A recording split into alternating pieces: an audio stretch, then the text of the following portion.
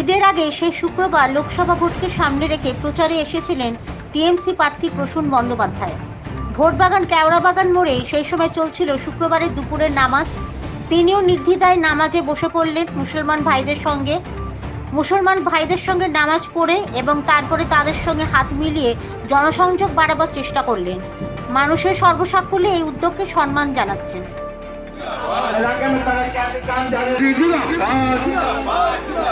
तरक्याती काम को जारी रखने के लिए प्रसून बनर्जी को जोरापुर निशान में तरक्याती काम को जारी रखने के लिए प्रसून बनर्जी को जोरापुर निशान में तरक्याती काम को जारी रखने के लिए प्रसून बनर्जी को जोरापुर निशान में लड़कियों के लिए सिलाई स्कूल काम करने वाले प्रसून बनर्जी को जोरापुर निशान में लड़कियों के लिए शादी में 25,000 रुपये देने वाले ममता बनर्जी के सिपाही प्रसून बनर्जी को जोरापुर निशान में ममता बनर्जी जी আমার তো ভালো লাগে, আমি আসি প্রায়। বিশেষ করে আমল রয়েছে, উজান রয়েছে, এদিকে বিশেষ করে যুব বলে না, কৈলাস একটা অন্য মাত্রায় আছে। রাজনীতি যে করতে জানে ওরা দেখে, এরা সুন্দর। আমরা এসছি, বহুবার আসি এবং তারা আমাদের সাহায্য করে। এখানকার মুসলিম ভাইরা সবসময় সাহায্য করে, কোনো রকম না বলে, চাহিদা নেই, no demand at all.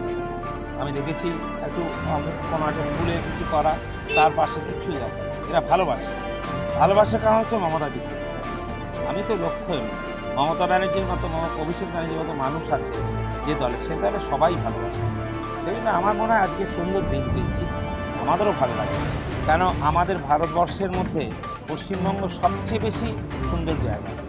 Hindu মুসলিম শিখ সাই ভাই আমরা কেউ কারো লড়াই করি না।